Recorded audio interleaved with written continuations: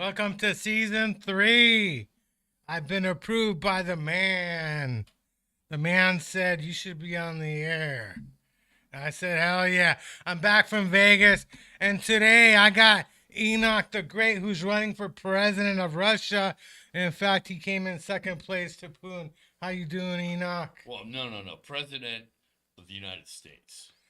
You're running for president of the United States? I just did the thing in Russia. That was actually just to piss Putin off. So what? You didn't vote for Putin, or Are you kidding? why didn't you vote for Putin? I would have voted for I Putin and wouldn't stuff. vote for Putin. If anything, I would want to get a job getting rid of the guy. I would vote for put it in, put it out, put it all in. Putin's been around for years, you know. I don't think he. I mean, people don't like Putin, but he's hilarious. He's Uh, hilarious. I like him and stuff. you're talking to a guy whose parents were Soviet bloc countries, so Oh yeah, what country was not that? we're not hip to Putin. Is it Czechoslovakia? Where were you, was it Czech or what country were your parents from? Well, my dad was probably part of the one country that had the most freedom under the Soviets, if you could call it that. That was Hungary. But Hungary? they had their own revolution in 1956, Yeah. and it was kind of like what Russia's doing to Ukraine right now. So you know where I'm at with that. I mean, I want to see Ukraine kick some Russian ass. But were you born here? Or? Yeah. I was born under communism too. Well, my parents, their parents both came here from Europe at the turn of the century, and my mom was she was one of the Baltic states, Oh and yeah. they're also that's what I fear is the Baltic states. They're also they're closer to like Scandinavian countries. Norway is like right across the sea from them. Finland is strange enough. The language of Finland and Hungarian is very close, so there's probably there was some nomadic thing going on back a few thousand years ago. They were banging each other. I think No, they probably they were decided. I banging. mean, this is probably maybe this is where gypsies came from, because they always had kind of a bad rap through Europe, and actually most of the gypsies were Romanian, not Oh Hungarian. yeah. But when you say Hungarian, everyone thinks, oh, if they're not into Joe Namath, it's oh, okay, they're gypsies, and next to that, what do they know about Hungary? Very little, Wait, because it was a Soviet bloc country. was Joe Namath? He's from Hungary, or? Well, I actually have a pretty cool story about Joe, and I'm reminded of that because you just got back from Vegas. Oh Uh, yeah. yeah, back it was I think in 1970. My parents took me to Vegas. It was kind of a little vacation thing we did. I was 12 years old, and I was reading in the San Francisco Chronicle that morning in our hotel room that Joe Namath and Anne Margaret were in town shooting a movie. And the movie, it's kind of a cult classic. It's called CC and Company. And it was all about Joe was kind of this nomadic little biker guy, and he has kind of a run in with a biker club. And the bike club president is he's probably a guy people have seen in a lot of things. His name's William Smith. If you saw any of the Any Which Way You Can, the movie with Clint Eastwood, he was the other boxer in that. Or no, yeah, that was the second one. Any Which Way But Loose and Any Which Way You Can. That was William Smith. He was Uh, like part of the Kennedys, wasn't he? no, he's like I say, he's one of these character actors that always plays kind of a big musclehead guy. He was on Hawaii Five O for a couple of years. Uh, he's one of those guys you'll recognize him if you see him. It's like I don't know what that guy's name is, but he's always here. But anyway, he plays the head of this motorcycle club, and I was trying to remember the okay. We went to this shopping center in the morning, and there's all these movie vans out in the parking lot. And so kind of wondering, hey, what's going on here? So we go inside the grocery store, and who's sitting there but Joe Namath? And I'm like, whoa.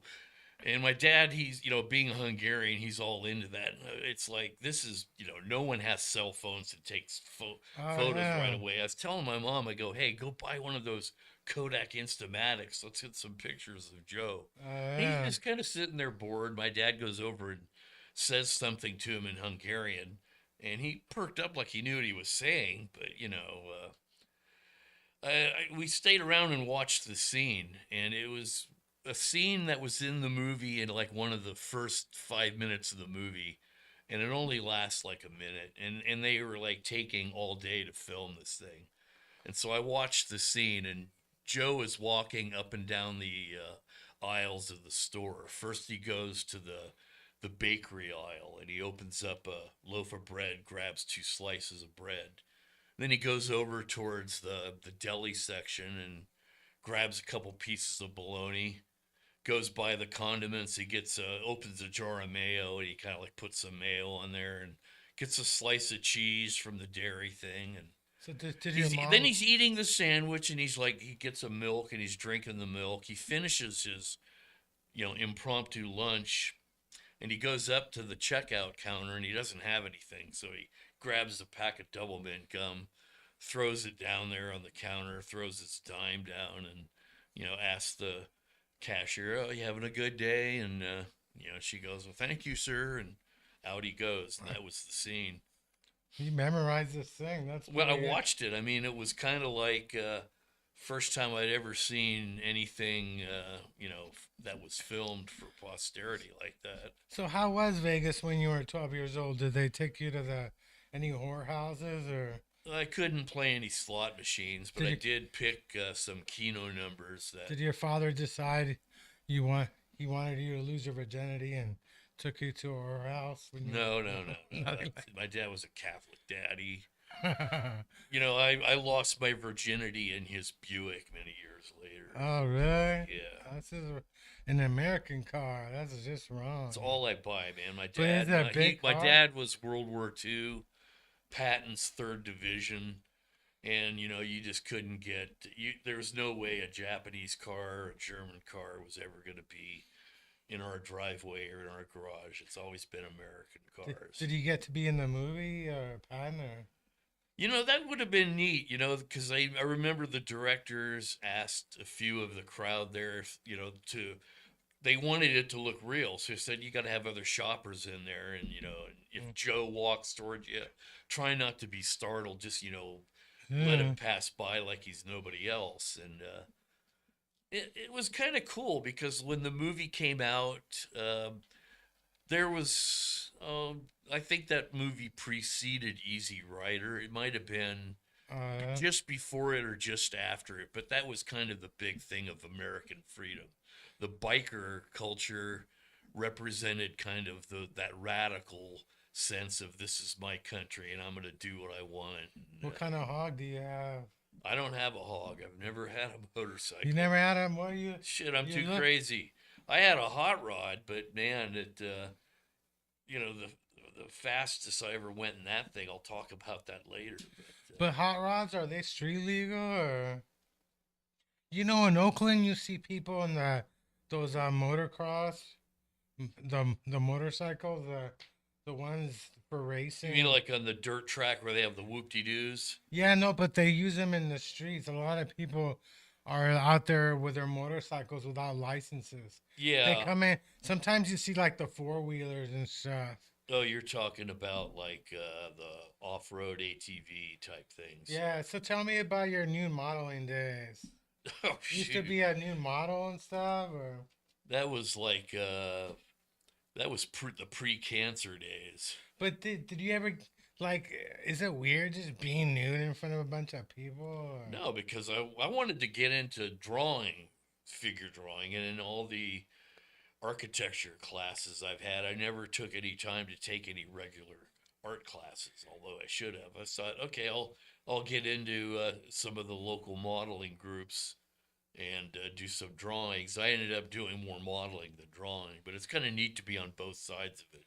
But do you ever like You ever got upset because they're like, they didn't draw my dick big enough, you know? No, they never had a problem with You that. never had a problem with that. Why do Now you do the that? artists are very professional that go to these I'd things. be kind of weird If out. there's anyone there for the wrong reasons, the hostess that usually throws these events, or host or hostess, What are the they can wrong? tell, and you're out of there pretty quick. Did you ever get a hard on when you're out there in the That's internet? one thing that'll get you kicked out pretty quick too. Having Is a you hard know, on when you're like, it's really not advisable. you got any weird stories? Like, did you bang any of the women who painted you or drew you? Or... No, but one of the comics I do know very well, one of my best friends, that's how we met. Oh yeah, you said That was Alessandra. Alessandra. She's Alessandra. the bald ass bitch. You see her at all the comedy shows, She's and bald and stuff. Or... she has alopecia. Oh, I actually have I two thought other you meant Facebook down there. friends that have alopecia, Oh yeah. and one of them, she actually did modeling with us, a group from LA called the Gallery Girls. Yeah. And her and the girl that runs the Gallery Girls needed a place to stay one night. So I told Jennifer, I said, hey, you guys can crash at my place. And so Margaret thought she would freak me out. She goes to the back bedroom of the house, takes her wig off, takes all her clothes off, comes walking down the hallway, bald headed, bald ass naked, and goes, hey, Jeff. And it's like, What about her oh, that's pubes? cool. And she thought I was going to be freaked out by it. And I go, Margaret, I've got two other friends that have alopecia. But were her pubes like hairy or was she like bald down there? Alopecia is a condition where you have absolutely no body hair. You got no body hair So you don't anywhere. have to waste any money at, getting, waxed or whatever. I guess it's cut if that's your thing. Vahe's got alopecia. He's got a wig on. Did you know that? No. Oh no, I'm just kidding. He doesn't have I alopecia. thought you said he had a false head on or something He like has that. a fall. He has a. He's an alien. He's got like an alien head and stuff. So He took a pretty good picture the other day with someone. He was wearing just underwear with a shirt. He was on the ground, and he had a bottle of ketchup there. oh yeah, I saw that picture. And Yeah. I thought the weirdest thing about the whole picture was the bottle of ketchup. And it's like, ketchup is possibly the world's worst condiment. It's They because only make it because they have a bunch of tomatoes around, and they have to use he's a cheese fan. That's why he loves the ketchup. ketchup and cheese. I don't know. I don't want to talk anymore about ketchup. I'm gonna get an upset stomach. So do you miss your new modeling days? Like, do you miss them? Or... Well, I told you that was a pre-cancer thing, and I'm a survivor of prostate So cancer. how long have you? When did you have cancer? How long has it been? It actually began. Well, I was playing volleyball, and it was getting hard to pee, Oh, I'd sit there playing volleyball all day, drinking beer after beer, and you think it's no trouble, man. You're gonna be pissing like a racehorse. I started to notice that it was like, God, I gotta go and I can't, So eventually, by the time I got to a urologist, it was a few months before COVID started. oh yeah. And then, the urologist put me on some, it's generic for Flomax, and that didn't do shit. So they preferred me to a urologist oncologist. An oncologist is a scary word because that's cancer doctor. And so, okay, this is going to start the whole train rolling, and how's this going to go? Well, let's see. He schedules me for a MRI in like April. Well, in between that and my consultation with him, the COVID shit hits. Yeah. So everything's shut down. So things that normally would take, 1 or 2 weeks can be months, if not, several months. So I finally get down to Palo Alto to do my MRI, and I had to have a chauffeur. They told me, he said, yeah, the contrast we put in you makes you kind of loopy, so we don't want you driving. So I get a friend of mine from Oakland to ferry me down there, and I said, okay, we'll grab some burgers at our favorite burger joint, and we get in there, and the receptionist is kind of like, hi, do you have an appointment?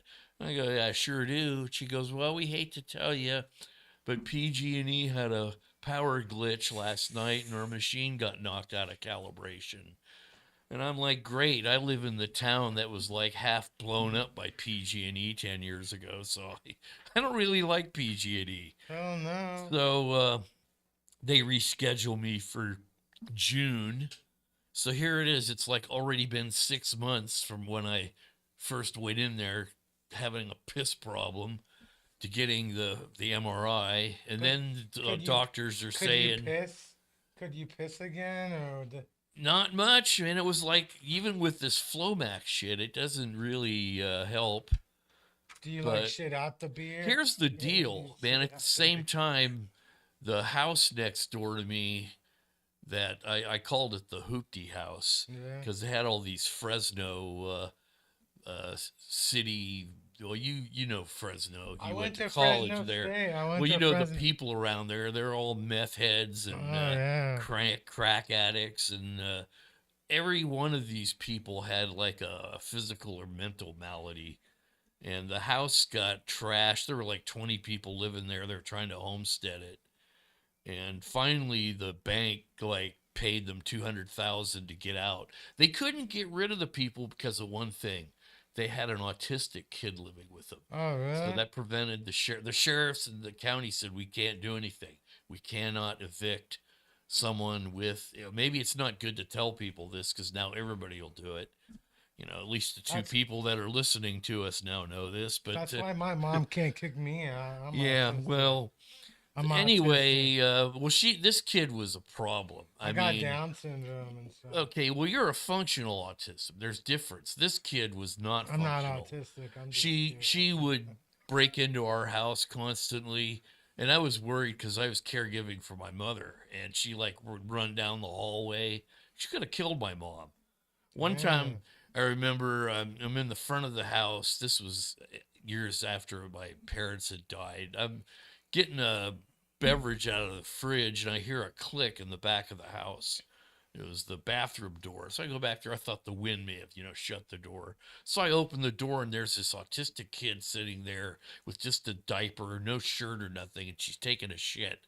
And I'm like blown up, and I get the hell out of my house. I'm trying to be the mean, nasty person, trying to be, aversion therapy. You don't want to be around me, trying to get her to not want to come over to this house anymore. Maybe But the bathroom was clogged up. she got in the house and she like thrashed one room, knocked over a bunch of shit, broke my screen door, broke my thermometer. Are you And sure I she was blew up at her autistic? mother. I said, you know what? I'm calling the county. You can't take care of your kid. County services is going to take her away from you. She Oh, just did. Fortunately, she could have done thousands of dollars of damage. I go, you're lucky that the only thing that got broken was a screen and a thermometer. You owe me like $50. yeah. And I said, this, and they started getting mad at me like I was at fault. You And are at fault. anyway, those people were gone, and this new couple, their jobs were basically house flippers. Oh, Not yeah. really something I think is good for the Bay Area and the housing market, because what these people do is they buy up a lot of houses that maybe someone wants a low cost house. Mm, They can't get it because these house flippers are, they go after all these things, yeah. and they put a few 100,000. They got a $400,000 construction loan, and it was like 100,000 in materials, 300,000 in labor to these six Chinese guys that were there for like 6 months. Yeah. And at the same time, I remember I had no fence between my house and this house because this guy had no money to pay for his share of the fence. He had no homeowner's insurance because they had paid cash for the house. Oh yeah. And so he comes over one day with his checkbook, goes, I want to give you my share of the fence. And he goes, would $700 do? And I go, let's see. The estimate's $20,000, dude. $700 is going to buy you like 3 feet of fence, Yeah. So I'm like, I'm not going to do anything and be out this money, until I get someone in there that's going to pay their half. Yeah. And so now that someone's doing that, and this guy was cool. I said, hey, I got an estimate at 20,000. Fence companies give me a discount. They say 17. I'll do it for 12. You give me 6, I do the other half. Anything over it I cover it. During COVID, everybody was doing home improvements too. Yeah. And like by the time I went to get fence boards, I actually went to a place in the city called Baronio. And Baronio Lumber, probably the best lumber yard around. I pull my truck in there and I'm loading up all these nice redwood fence boards. It was like the last place I went to in Brisbane had like 8 fence boards, and they were all firewood. That was it because they got cleaned out. Same thing with Home Depot or Lowe's. You go there, nothing, man. Everybody's doing, fences. So I filled my truck up, and by the time I got done to leave, Yeah. the gate was locked. I'm at the gate. I go, oh shit, man! I didn't have my phone with me because, my parents are dead. Who am I gonna call at home? And then I figured, You call Ghostbusters. well, I don't know. I saw cameras out there, CCTVs. I go, there's people inside this building. They must have someone in there doing the books right now. And so I yell, hey, I'm out here in the yard. Hey. About a minute later, a guy opens up the door and goes, well, I guess you want out of here. And he goes over and unlocks the gate. I go, I got a problem. The back of my truck is filled with your fence boards. I got to pay for these things. And I still didn't know what these things cost. Yeah. And I had 125 boards.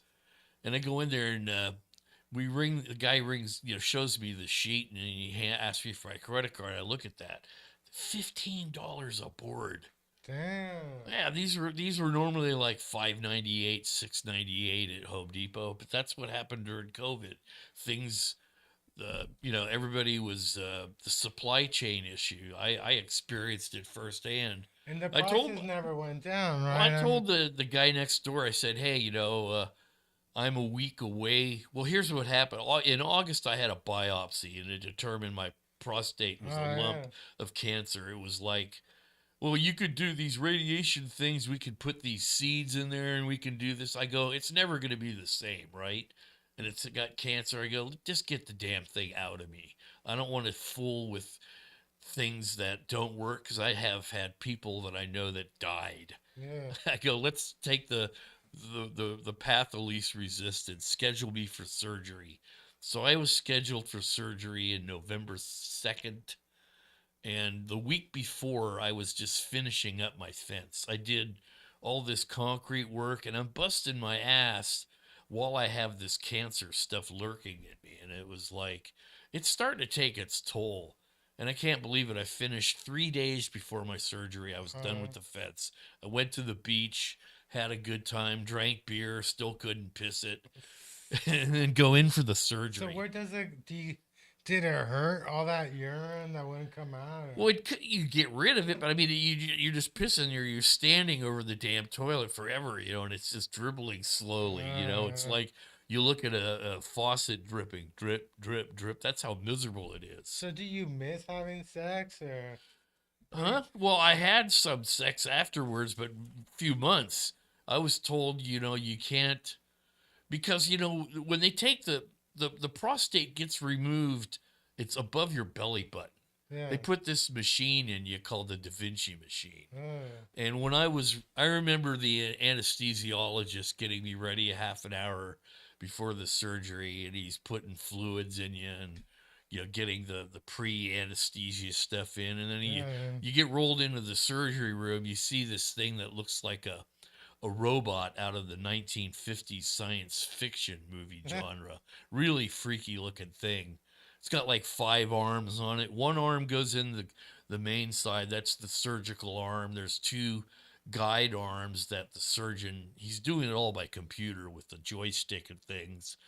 There's another thing that goes here that's doing inserting fluids or whatever. And then there's a drain called the Jepson drain. They have names for everything. Were you awake during who the would surgery, think? or? Hell no, man. How did you see all this? How did you didn't see all that? How did you know? Well, because I'm seeing it as they're rolling me on the surgery table, and as soon as I was all in position and everything, the guy starts the anesthesiology.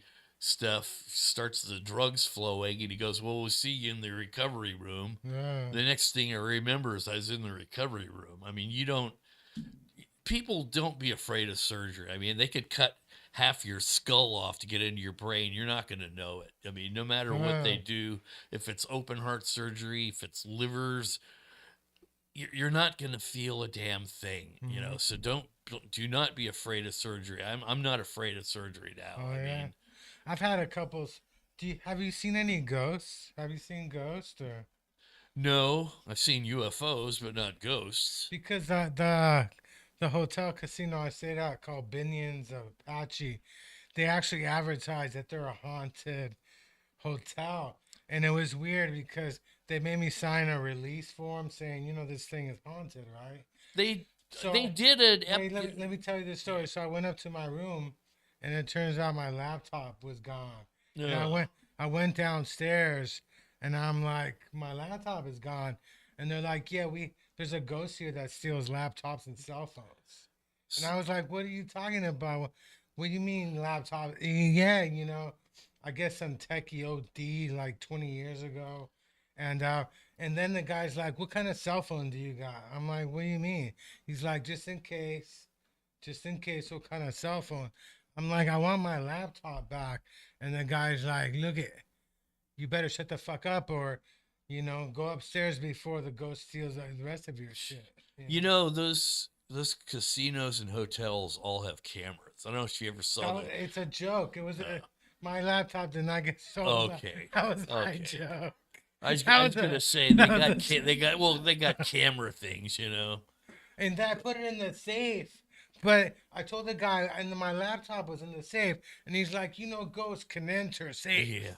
You Well, know, there was a TV show that I've been watching since I 86'd our city's cable thing. But is it ghosts? You I got a watch Roku ghosts? thing, and it's great. It's got I've got like 3 subscriptions. I have Paramount Plus, Hulu, and then Peacock. Oh yeah. And Peacock had there's a series called Las Vegas that was big in the like from 2004 to 2010. It Mhm. featured James Caan, and they had an episode on there where one of the casino owners, she's up on the top penthouse and she had this like flowing robe thing on, Mhm. and there's this big gust of wind grabs her and like blows her off of the hotel thing. And it's funny because you see her like falling away, and the way they did it was funny as hell. And then the next episode, they're down in like at the street level, there's like this little boutique,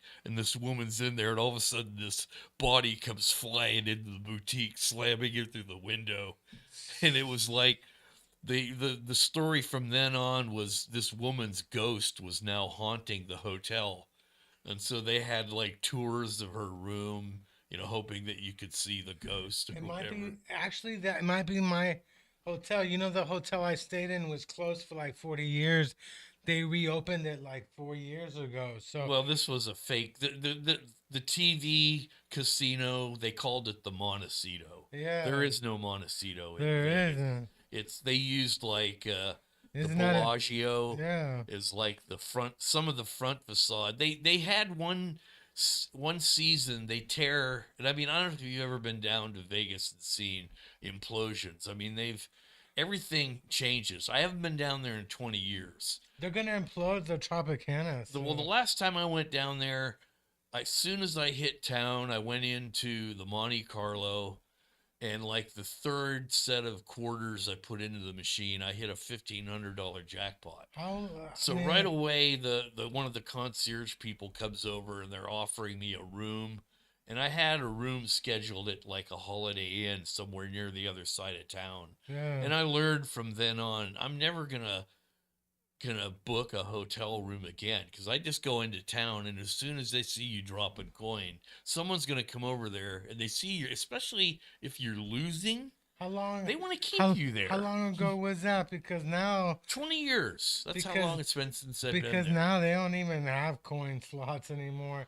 Everything is done computerized. What, you mean, like an ATM card? No, you put in some money, but You don't drop in coins Oh, I anymore. like the drop it in coins thing. It's I like mean, now you just put in like a 20, and yeah, there's no coins anymore. Like, well, it's probably easy. Like if you hit a slot, you might have extra money left on there, and you yeah, take your winnings and you leave, and there's like some other money already. I've gone there to machines, and I've seen that somebody had put a bunch of coins in it already, yeah. and then I went and I pulled the lever, and it like I was able to get like 4 pulls on it. Oh yeah. And that must be the thing. You prepaid that stuff. I know they had these things. It was like a oh, it was a bogus thing, like a bonus card that you put in there, Yeah. and the more money you lose, you get Oh yeah, points. the cards, You know, yeah. you get like shrimp cocktails or horse leather pieces of prime rib or something for for bonuses for being such a schmuck. Last month I was using the ATM at the mall on a market. I went to use the Wells Fargo, and somebody didn't take their money. There was like $60 just sitting there. Somebody used the ATM, but left before they took their money. So I walked out with like $60. I'm Well, like, I remember I was in one casino and there's a $50 bill oh on the yeah, carpet. And this guy's there with the little. This is back when people smoked like chimneys. oh You know, yeah. you could get all your free drinks. They still have free drinks if you're playing the machines? Yeah, but it's not the same. Like They're there, probably there's watered no, down like crazy, but there's yeah. nothing fucking free in Well, anyway, I Vegas. see this 50 sitting there, Yeah. and there's this guy, he's sitting there with the little cigarette thing. I'm thinking, oh shit, he's gonna like sweep that thing up. He keeps going around it, and I finally go over to him. I go, why aren't you picking up that 50? He goes, we can't. He goes, we can't take any money. He goes, if there's a quarter in the little dish of the jackpot machine, we can't take that. If there could be $10,000 pack of bills sitting there. We can't take that. I go, that doesn't count guests. He goes, oh yeah, he goes, hell, go ahead, man. Go at it. He goes, I've been waiting for that. He goes, so many people see that, and it's like, if there's a 50, don't question it. Grab that Who's bitch. on the $50 bill anyway? Who's on the 50? Huh? Who's on the 50? I don't Not even know. no, let's see. That is a good question. So I did this comedy show on Monday at a place called Ray's. It used to be like a clown place, and it was a comedy. Oh, I hate clowns. It was like an open mic contest, right? And I didn't get in the top three. And then a couple days later, I see on Instagram that Ray's has closed down. And Probably because of clowns, man. Clowns are evil. I thought it was my jokes, right? And then a couple days later, I read somewhere else that Ray's hasn't closed down. The story is that some employees got mad at the owner, and they ran Instagram and the There's your website. 50, Ulysses S. Grant. Oh yeah, So that's my favorite president. yeah.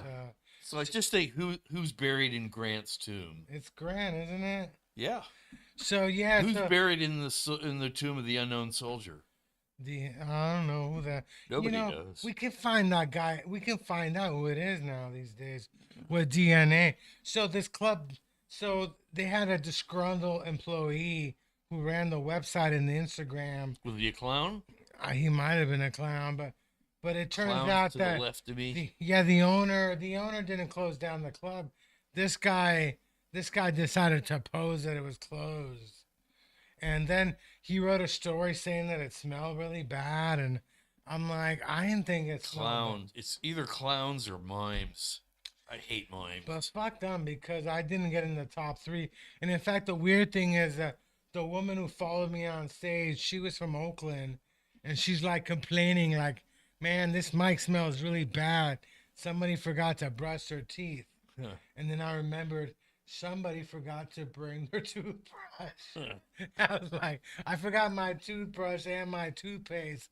And it was like I didn't even bother getting it because I'm like, I'm not making out with anybody, right? I'm waiting to have 2 teeth surgically removed that I broke them in August on one of those Dentec things. Those little, they're Uh, like half D's with like a short piece of dental floss. And I'm uh, like this, and all of a sudden, half my tooth falls into the sink. And yeah. it's like, what the fuck?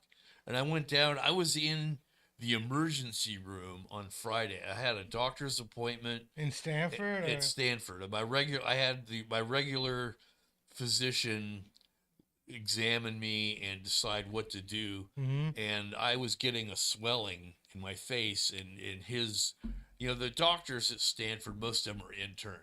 They have a regular, main big doctor overlooking their work, and I so lived in Stanford. he calls in. My dad went to Stanford. I Yeah. used to live there. Yeah, he calls in the doctor, and the doctor goes, "You better get yourself over to the ER. We don't have time to schedule you for the CT scan because it's like the waiting list is months long for these things. Yeah. CT scans are expensive. They're like $6,000. Damn. Anyway, I saw the bill. Well, I'll get to that. I went to the ER at Mm-hmm. like 1:30 in the afternoon. I was still there at 1:30 in the evening. It's almost 12 hours there. Yeah. And I remember sitting out in the waiting room, and this one woman who I was talking to said she'd been there since 8 in the morning. And I think she may have pissed off someone because I saw other people that came in before her being taken care of. Well, So I guess they just wanted to show her something. that But, sounds like Highland Hospital or well, I don't something. know. Stanford's a hell of a good hospital. I lived in Stanford. My dad went to Stanford, and we lived in student housing. I was like 7 years old. Yeah. I came I came from Venezuela. Like, I'm from Chile, but my dad was an engineer, and we lived in Venezuela in the oil fields. We worked in the oil, my dad. And yeah, I lived there for a couple of Well, that's what a years. lot of people do in South America. I did a job for some lady in Burlingame, and her neighbor comes over, and she had this like, had all these tools and things out on her driveway, and I was kind of wondering what that was about. She wanted me to fix her sprinkler system or something. It was kind of Uh, an easy thing. I told her, I go, all you gotta do is take these little heads off and go poof, like that and put them in, and it works. And I really didn't want to do it, but I walked over there and I saw all these tools, and she had this like mantle, this thing. I forget what kind of wood it was. It was either rosewood or podowak. It was one of those exotic South American woods, mhm. intricately carved, beautiful. And she was like, I go, what are you doing with this stuff? She goes, oh, I'm cleaning out my garage. She goes, oh, my husband was a shell oil engineer in Uruguay, and he'd commissioned this to have had it made back in 1950 something. Yeah, So you have this piece is like 70 years old yeah. and just immaculate looking. And she goes, well, you can have it. And so I took that. I go, well, how much for these tools? She had like brand new rakes and hose and a bunch of stuff. And she goes, well, I don't know. I was just going to give them away. I go, oh, yeah, I got to give you something for them. She goes, $20. It was like $200 worth of Nice. gardening things. And I'm like, some people in Hillsboro and Burlingame are cool. I was born in Burlingame, Oh yeah. and it's like next door to Hillsboro. It's like the baby brother of the place. And, there's some really nice, generous, wealthy people in those towns. So what do you think about this new law on April 1st that they're gonna they're gonna pay the fast food workers $20 an hour? Oh, I don't know. I imagine, let's see, Big Macs have 2 ounces of beef on them now. They'll go down to one. I don't know. Big businesses generally find a way to make a lot of money. I'm thinking this day of age, you could really automate a whole McDonald's. I mean, I don't want to see automation. I how mean, many? But how many? Like, $20 an hour is a lot of money. And like, my thing is like, if you're gonna raise to 20, why not just do it for everybody? Why just fast food it? they can afford to do, if they just get the volume up there. And the way Oh they can yeah. do that is to start to bring the price of the sandwiches back down a little bit. Everybody, it's going to be a nationwide effort because you can't expect the government to fix it. I mean, right now, my standard of living is pretty much the same as it's been now. It's the same as it was under Trump or Obama or Bush the first. It doesn't affect me that much. If Well, your you're a life rich is a kid, aren't you? no, I'm not. Yeah. I'm saying I'm worth a couple million, but I mean I have just as little money in Are my you a wallet as trust the fund next baby? Are guy. you like a trust fund baby? Well, I have wealth. There's a difference between being rich and wealth. Yeah. I mean, someone can be rich, they have a lot of cash. Wealth means you have a lot of value in assets, your Yeah, home, poverty. your cars, your tools, your art, your whatever. But the thing is, how liquid are you? I mean, I struggle from bill to bill Well, you're just not. like the next person. You used to be not liquid because you couldn't pee and stuff. So Well, that was different. I'm suing Great America. My first job was at Great America, and I was working the food like a burger stand, Yeah. and I got addicted to burgers, and I realized I got fat because of that job. If I worked in the rides, I would have never got addicted to burgers. I wouldn't be fat today. Well, I should sue my doctors because I got fat because before my prostate cancer, I was 200 pounds. And I'm at 238 right now. You said you were stage four, or what? Stage 4. How? But stage four is like the last stage. That's right. How And did that you? was like, okay, I don't have my will and testament and trust set yet. Well, here's the deal. You don't got siblings, right? If cancer gets out of your primary organ, like say you have liver cancer, Yeah. and that liver cancer gets into like say the pancreas or the abdominal wall or whatever, anytime a form of cancer leaves the primary organ, they consider that stage 4. Oh I yeah. had the a lymph node on the right side of my prostate, two lymph nodes. One they removed, the other one had small traces of prostate cancer. I underwent 7 weeks of radiation treatment, Uh, 5 days a week, 5 minutes here in this machine. And the most grueling torture was you had to drink all this fucking water because they want your bladder filled with water so that it's expanded and it has less effect. The radiation won't affect it as much later in life. uh, And I'm let's see 3 years away from that now. It's fine now, but so did you it, think you it were? I am basically my doctor. I have to go in for annual, well, not that's actually twice or 4 times a year. I have checkups, and I get they do a PSA test, and it's always so low, it's undetectable. So my doctor told me that we consider you cured at this point because my PSA is undetectable and all the other parameters around that are stable. Oh yeah. So it's good to hear that because I had a cousin, and prostate cancer it can run in the family. Yeah. And so on my mother's side, let's see, I remember talking to my cousin Bud one Sunday. This is one of my, You got a cousin named Bud.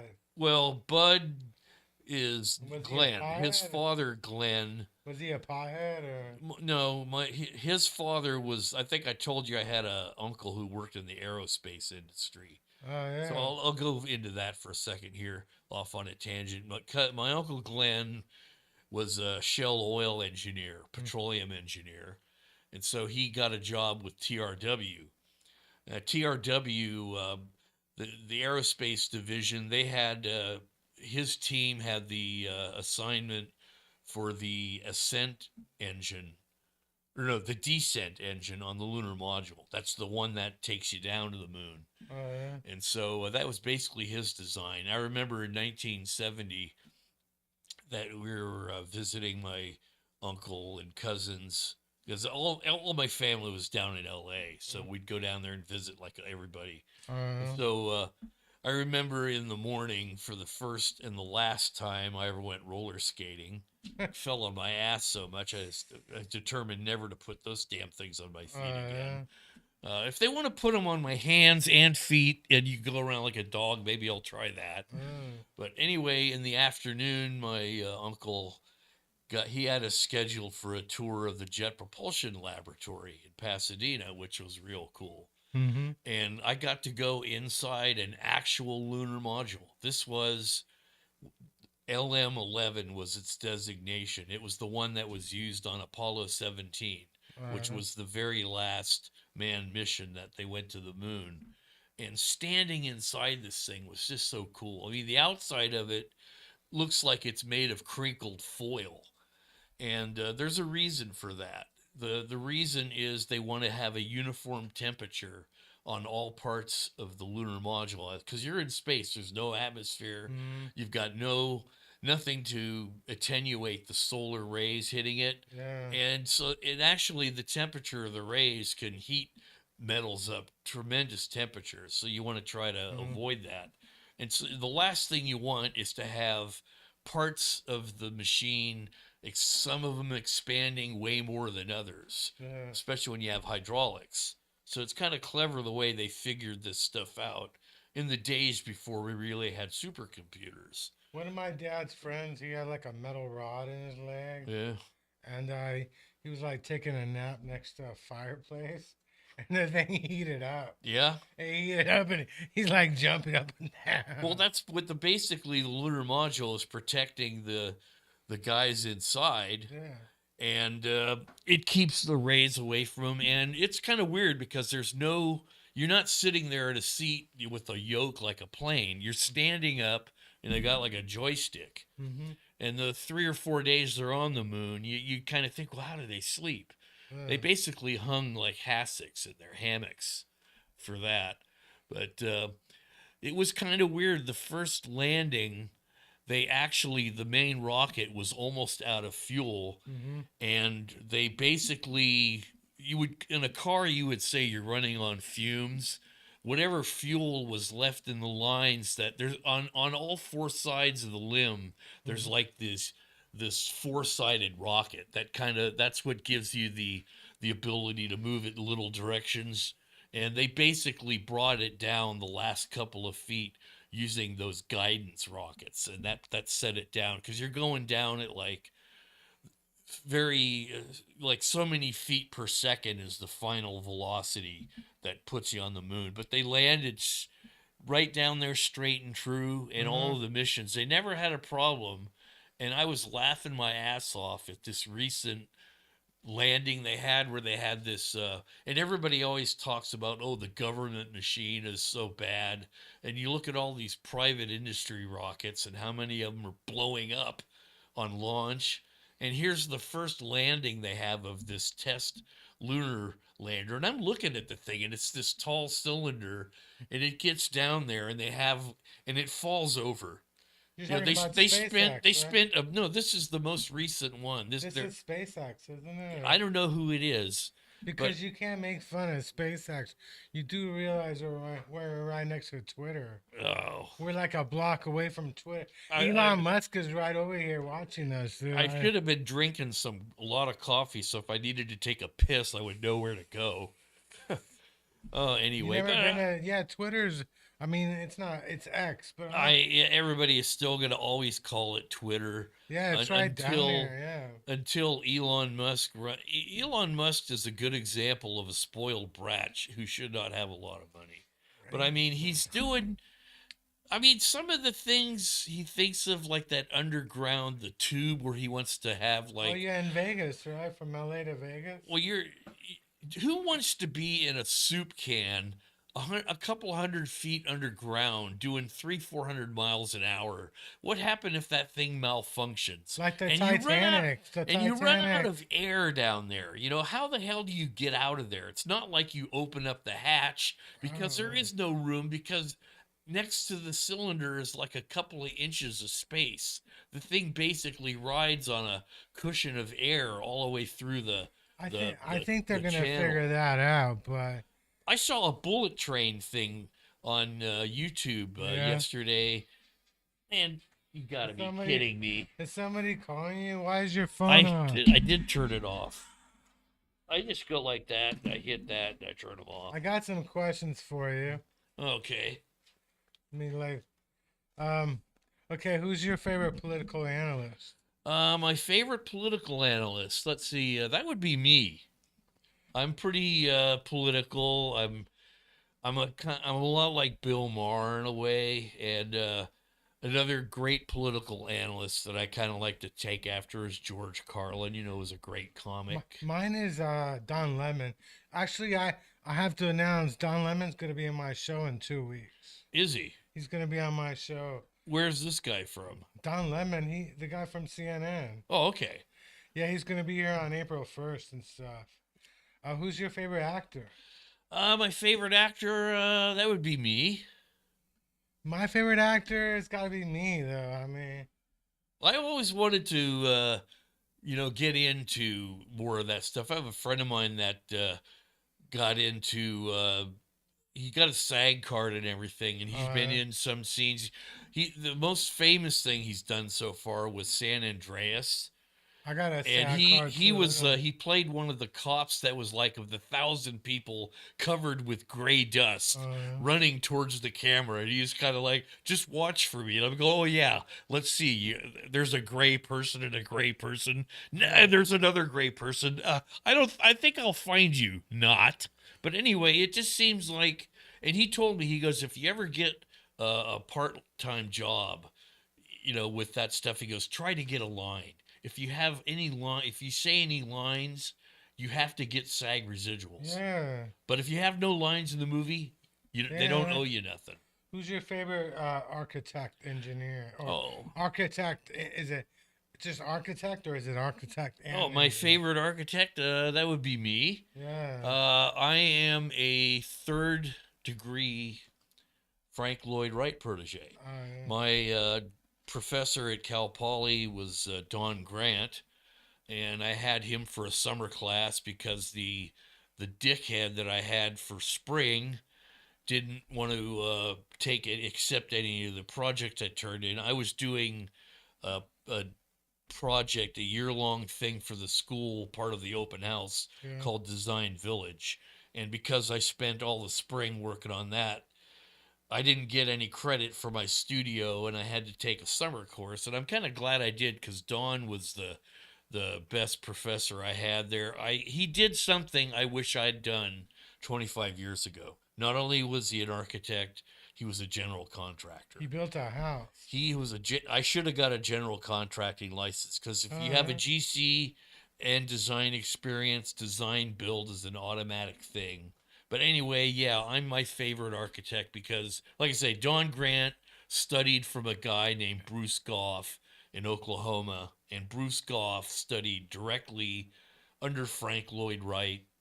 And I've only been in a few Wright buildings, and the one unfortunate situation of being in the courthouse in Marin County, which I was there on a speeding ticket, giving a friend a ride to Santa Rosa, and I get popped out of the line. There's 10 cars around me, and the guy lasers me. I see the cop up ahead, and I'm slowing down, and I see him. He pulls me and another car over, both at once, and that's supposed to be illegal. They My, call it corralling. my favorite But architect is the guy who built the Coliseum. oh, I don't know who that is, but Who's your favorite engineer? that would be me. My, I've had a lot of experience, not just in architectural engineering. I was in the electronics industry for a number of years. Mine is my father. My dad was an engineer. He is an engineer. Who's your favorite dancer? That would be me. I've always been told that I'm like a modern day Fred Astaire, but with more flair to my feet. My favorite dancer is Britney Spears. Who's who's your favorite teacher? My favorite teacher, that would be me. I think all the experience and knowledge I've acquired for years, I like to pass that on to others. My favorite teacher is Hot for Teacher. Oh, Uh, Van Hagar. yeah. Who's your favorite singer? Oh, my favorite singer. That's a good one. That would be me, I Uh, guess. I enjoy singing. I kind of picked up on the bass and a little bit of guitar, but a friend of mine who's probably the best guitarist in the state told me, he goes, you want to get the women. The lead singer gets four gals, and the lead guitarist gets two. And he goes, the bass player gets none. So you gotta, I guess that means you gotta go for the singing. my favorite singer is Joe Mama, who who has a show here on Tuesdays. She works at the Mint Karaoke Bar. And one night I think I saw her sing 7 different songs. Karaoke's fun. Alessandra, who we mentioned and we're talking about earlier, she got me into that. So We should go to the Mint. Have you been to the Mint? Or the Mint isn't like a market. It's probably near where you park. It's like Market and 20th. Or, who's your? Market and 20th would be up on the hill there. That's all. It's all residential. Well, it's Market and 16th. I'm not even. It's like. That's probably more like it. Who's your favorite race car driver? Oh, my favorite race car driver. That would be me. I years ago, I remember my girlfriend and I were driving up on 280, and I have a custom 65 Buick with a 430 horsepower little small block Buick that I built. And it has custom paint and everything. It's got full Stuart Warner instrumentation, and it says 160 on the speedometer. So she asked me, "Can we really do 160?" And I go, I never really asked. I'd raced at the old Fremont Baylands racetrack. That was quarter mile, and the best I would do there is 13 and a half at like 102 miles an hour. But the fastest the car would ever go. So we were up on 280 and it was kind of mild traffic, not too bad. So I put it to the wood and we got from Millbrae to San Mateo in about 30 seconds and the speedometer buried. Yeah, 280. You can go like 100 miles an hour on 280. Well, they have a thing called the Century Club Yeah. where these guys in like Lamborghinis and 930 GT Porsches go up there at like 2 in the morning when there's nobody there, and they just open it up and they see what they could top end their cars at. And like I say, these are cars that will top at like 167, 170, 180. A new Corvette can do like 210. I have a neighbor that's got one. Goes Yeah. down the street and doing 20 miles an hour. You really can't do that kind of speed anymore because you can only go as fast as traffic. Everybody's doing like 75. So Yeah, in Vegas, I saw some people in Lamborghinis, and you ever I, see the movie Vanishing Point? I was joking to somebody that's one of the Raiders. He's about to get arrested for a DUI. Well, anything that's a joke is a raider. My favorite race car driver is Richard Petty. Who's your favorite chef? That would be me. I always been a pretty good gourmet chef. Always got to learn from some of the best. So I just got done making an apple galette the other day, and it was fantastic. You didn't bring us anything, or you didn't bring Well, I us- had a piece of it, but I remember that when I was putting it together, I dropped it, and then I had to put it back together. So My favorite chef is the guy who Chef Boyardee. who makes the Big Macs at McDonald's. There's a big story about the guy behind that. He that was like an individual McDonald's in like Illinois or something, Oh, and yeah. he'd been selling these things. I guess in the early days of franchising, you could do that, but then the rules got to the point Yeah. you can't do anything like that, and the head office people, took this thing and gave it to Ray Kroc, and he said, this is great. What do we name it? And it's like his secretary says, how about, they had a contest going on, and she goes, how about the Big Mac? That's Actu- like, I don't know, there was what company? So the Federal Express, they had a big company contest to change the name of the company, Mhm. and someone just said FedEx. Oh well, no, they hired like a big Wall Street firm to figure that out. Mhm. Federal Express, let's call it FedEx. And they paid them several $1,000,000. Well, they said that 1 out of 8 people has worked at McDonald's. Have you worked at McDonald's? No, but I've eaten there. I did an extra job for a McDonald's commercial. In LA, they have a McDonald's that they just use to film stuff. I'm afraid to order anything off their mystery menu. I know they have one. You've heard that In-N-Out has their mystery yeah, they got a menu. You yeah. get the animal style fries or the animal burger or the 4x4, and they're really good stuff. I had a big Facebook argument about food last week, and it was, I guess everyone. This is getting Who keeps ridiculous. Who? I keep turning this off. It's the same person. It's a solar energy company that wants to redo my roof. Have you heard that they got like a double quarter pounder? Isn't that like a half pounder I, though? they had a A double double. Big Mac. I had one of those a couple of weeks ago, and you know what? It almost tasted like it had too much meat on it. The meat was overpowering. Who's your favorite politician? My favorite politician. Let's see. I'm running for president of the United States, so I guess that would be me. I guess my favorite politician has got to be Gavin Newsom, who is like Governor Fuckboy and stuff. You know, who's your favorite basketball player? Oh, basketball. That would have to be me. I'd have to say. Did you I've ever? always Basketball is my favorite sport. When I was growing up, the Warriors, our gymnasium that we practiced, our my Catholic school basketball team, the Warriors, that was their gym. So when we got done with our practice, the Warriors would come in, and this was back in the day when they had Nate Thurman, Nate the Yeah, Great, Jumpin' Joe Ellis, Jeff Mullins, Rick Barry. I mean, these guys were great, a great team back then. yeah. Every time people complain that the Warriors left Oakland, I mean the Warriors came from San They came from Francisco. Philadelphia, Yeah. and from Philadelphia, we had Wilt Chamberlain. And then the first year in San Francisco, we had Nate Thurmond and Wilt Chamberlain.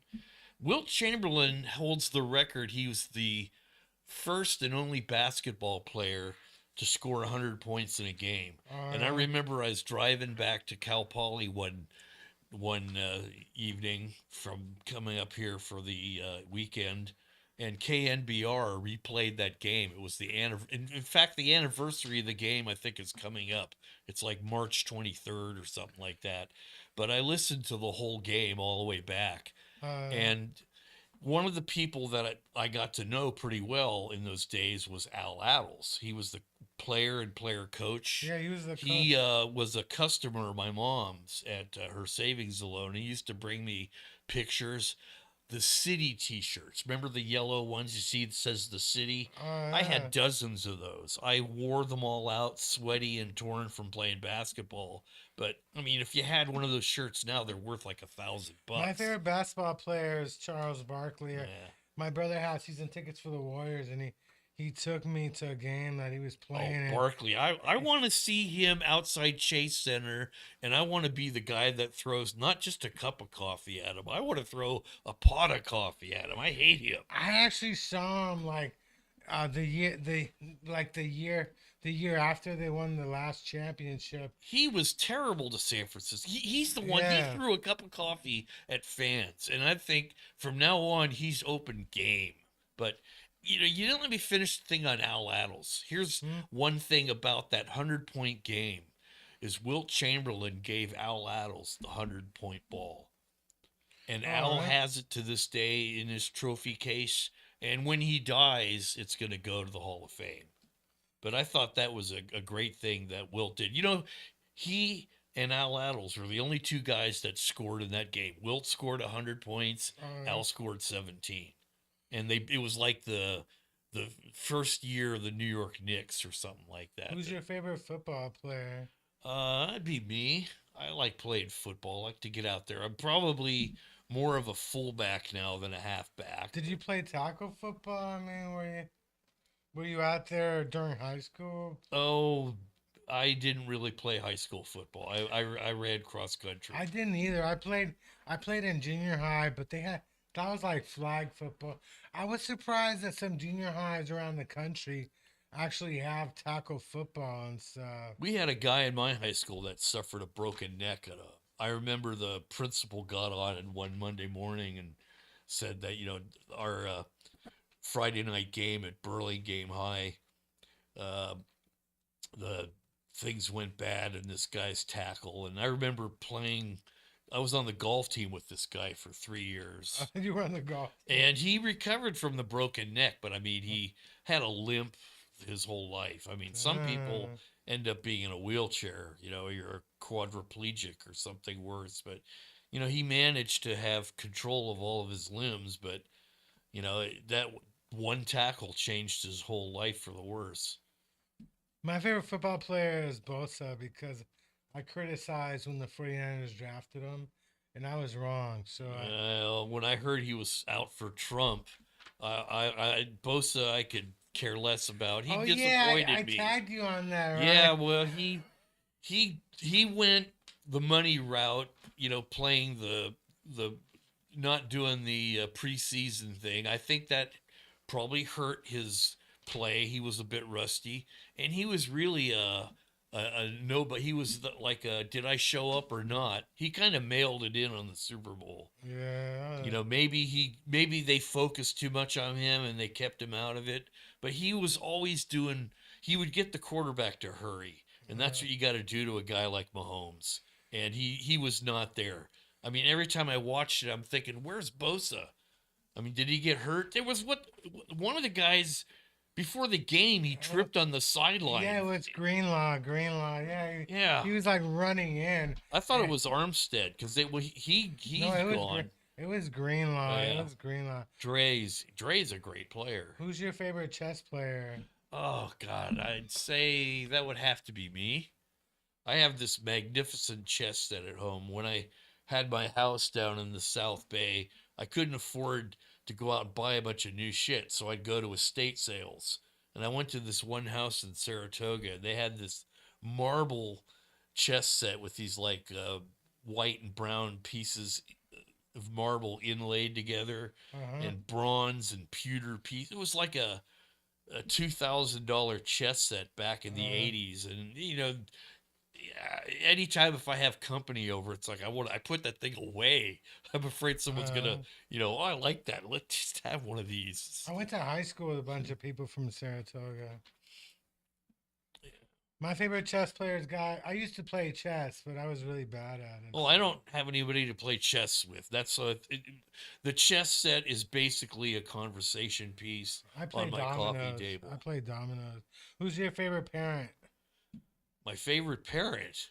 Who's your favorite parent? Oh, I don't know. Probably. Is it you?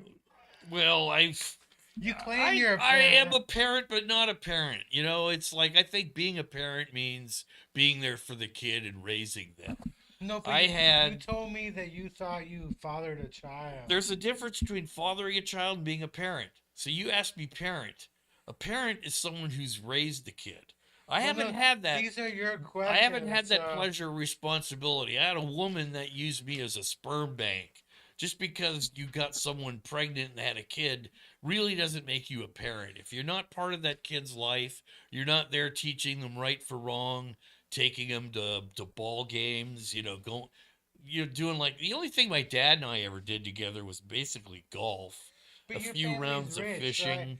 Your family's rich. They're not. They were But blue no, but collar. don't you think that your family had money? But No, they didn't have money. don't you think that the woman would have like made sure that This woman was from a family that had money. Her father was like VP at Franklin Templeton, you know, a mutual fund company. Her mother used to rent out the Cole Mansion in Burlingame and throw, you know, her game was, you know, outshining all the other Hillsborough housewives. She had a brother that was I met once that was kind of on the ball, but her big thing in life was I want to be a mom. I want to bring someone into the world, my kid. And she told me this like the first time we were together. And that's when we were in the back of my Buick.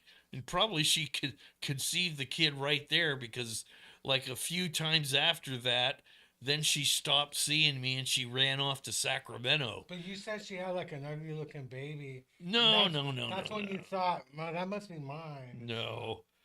I talked to some friends up in Sacramento about her, and I asked her, I go, she been around anyone? Because she came back and told me she's pregnant.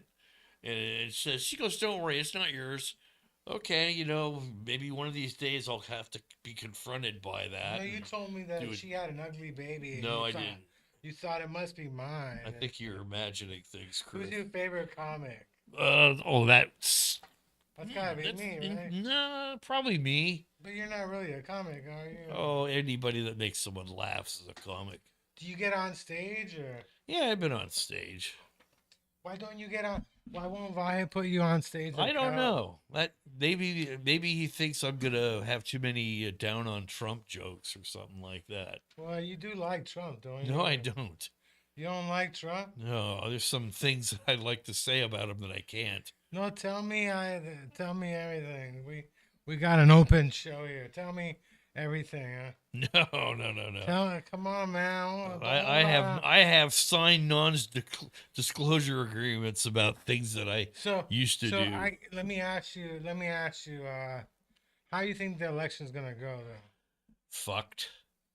Do you I think that? think either way, we've got two of possibly the least desirable candidates ever. How did we get to this point of 360 some million people where is this the best you can do out of all of that? We I got keep two there's parties. We got a you know two-party system. some a friend of mine recently said something, on the ruling from the Supreme Court, and he said these are the finest legal minds in our country. And Yeah. I got back to him. I said, no, the finest legal minds in this country are the professors that taught these people to get Yeah. there. Those are the finest legal minds, because all the finest legal minds were studying the Trump and the insurrection and all these things, and he's guilty as fuck on all of this shit. The jobs of lawyers is not to get to the truth, not to get to justice anymore. Now It's what? to just win. It's Let me to tell do you. whatever you Let can me say this to about the circumvent insurrection. justice. Let me say this about the insurrection, and let me give you some background. I was born in Chile Mm-hmm. under communism. Our president. Perón, No, it wasn't Perón. or, Perón's Argentinian. or was Stupid. the other guy? Allende. I was born under Allende. Oh yeah, In okay. 1973, they had a fucking coup, and they overthrew Allende. And I'm trying to That was the say military coup. that was a military coup. The CIA was involved. But what I'm trying to say, that's a real coup. These people weren't having a coup. They were basically just partying it up, and they were, No, they were what they were partying. trying to do. This here is what there's a guy who's an advisor to Trump. His name's Roger Stone. Yeah, I know He's one Roger of the people Stone. that should be in the news every day about what where this guy, if he eats a Danish every day, we should know what it is. If he's taking a piss, if he Uh, farts, we should have our eyes on the prize, because this guy is the one who basically orchestrated the whole thing, starting with, he goes, your last chance on the election is when they do what's called the certification of the electoral votes. Now, yeah, most people, including me, had never heard of this process, because basically it's a formality. It's always been a done deal. Nobody has ever even mentioned it. Oh, the president was officially made the president today because everybody. It's basically a stamp. You've seen the electoral votes, and there's several things that Trump had done ahead of time that he's going to get in prison for. One is he was trying to replace the actual electors with fake electors. yeah. He got caught with that. He's been indicted on those Mhm. charges, and he's not going to be able to get away from that. The thing with the elector fraud in Georgia, that was based on the phone call. And everybody heard that, where he tried to get the Georgia officials to find him 11,780 votes. And this is where America loses faith in its Well, justice system. It's basically a cut and dry. He's committing fraud do you remember the in Bush Gore thing? Remember the whole Bush Gore? Do you know? You know who? that was the hanging chads But you know back who was involved? You know who was in charge of the hanging Chad thing? Do you know? Oh god, I don't Give me. Come on, man. You just mentioned his name. It's Roger know. Stone. Okay, that doesn't It was surprise me. Roger He did Stone. he did something else on that ballot that most people don't know about, and that was the positioning. They put Pat Buchanan's name and uh what's his name?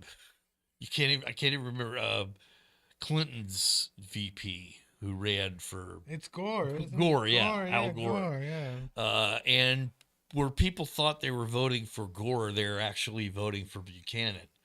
There was a lot of things on that whole ballot that were fishy. Well, you know the Kennedys did that too. Yeah. when JFK ran for Congress the first time, they actually found You know, somebody. it's such No, it. let me tell you this story. They found somebody with the exact name as his opponent. Yeah. So they so now they have two people running with the same name to confuse Well, people. I had to look on the Democratic ballot in my county for Biden. I mean, it was not first and foremost. It was way down in the list there. Well, So, the problem is like during the primaries, unless you're registered Democrat or Republican, you really don't get to vote on the well, in our primaries. county, it doesn't matter. I Oh switched from. yeah. I've always been registered Republican and always got the Republican little sheet on this and that. You know, and then I changed 3 years ago. I switched over to Democrat.